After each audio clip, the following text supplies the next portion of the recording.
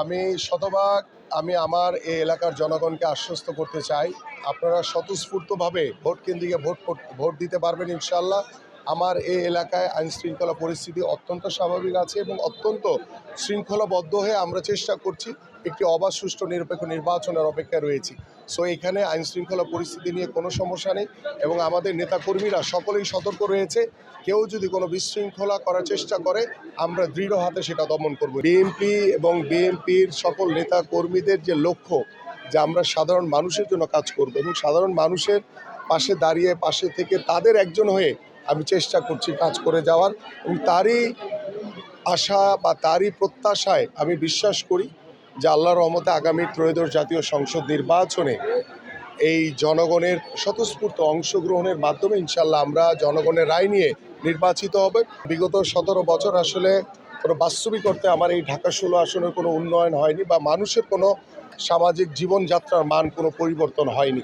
সেই জায়গা থেকে আমার কাছে মনে হয় যে আমাদের এখানে আমি যে এলাকাটি এই মুহূর্তে দাঁড়িয়ে আছি, শুধু এই এলাকা না, আমার এই পল্লবী সহ সারা বাংলাদেশের একটি বৃহৎ সমস্যা রয়েছে, সেটা হচ্ছে গ্যাসের সমস্যা।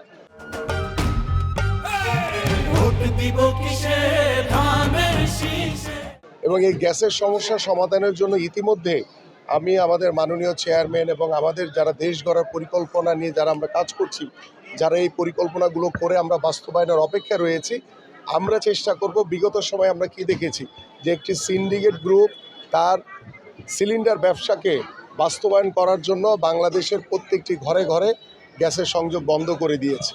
আমরা আল্লাহ যদি আমাদেরকে সরকার গঠন করার তৌফিক দেয়, আমরা সবার আগে প্রত্যেকটি মানুষের সবচেয়ে বড় মৌলিক চাহিদা হচ্ছে প্রত্যেকটি ঘরে রান্নাবান্না করার জন্য যে গ্যাসটা দরকার, সেই গ্যাসের যাতে আমরা নিশ্চয়তা দিয়ে যাতে তাদেরকে সেই সংযোগটা প্রদান করতে পারি এবং আমরা পর্যালোচনা করে দেখব যেটি আমরা সেই সিন্ডিকেট ব্যবসায়ীদেরকে বন্ধ করে দিয়ে যাতে সাধারণ মানুষ যাতে সত্যিকার অর্থেই সরকারের পক্ষ থেকে গ্যাসের সংযোগটি যাতে ঘরে ঘরে পায়, সেই বিষয়গুলো আমরা নিশ্চয়তা প্রদান করার সর্বাত্মক চেষ্টা করব। আমরা তো চাই গণতান্ত্রিক একটি পন্থা এবং নিরপেক্ষভাবে একটি ভোট হোক। আপনি আমার পাশ দিয়ে মিছিল করে যাবেন, তাদের দোষটা কোথায়?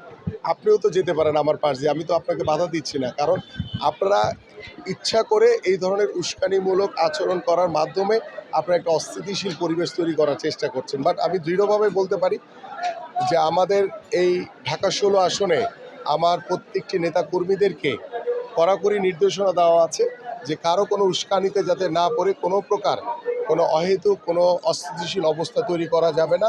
আমরা শতভাগ ধৈর্যশীল সহনশীলতার পরিচয় দিব। নিরপেক্ষভাবে আমরা আগামীর 12 তারিখ ব্যালটের মাধ্যমে জনগণের উপর আস্থা বিশ্বাস রেখে আমরা আমাদের 12ই ফেব্রুয়ারি ত্রয়োদশ জাতীয় সংসদ নির্বাচন শেষ করতে চাই।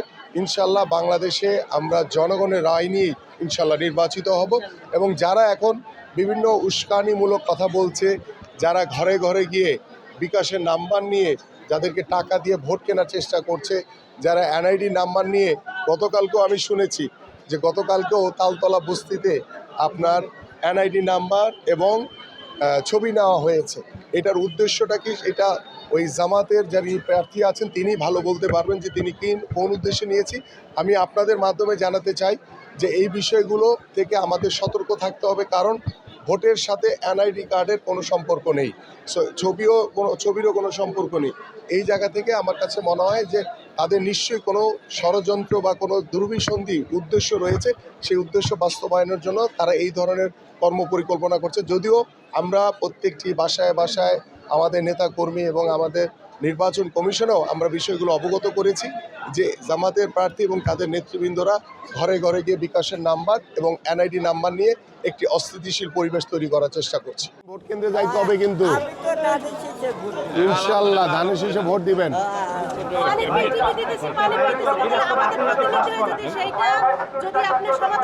ধানের শীষে ভোট দিলে আপনাদের এলাকার গ্যাসের সমস্যা, পানি, এই যে ড্রেনেজ পানি উঠে যায়, এগুলো সমাধান করা হবে।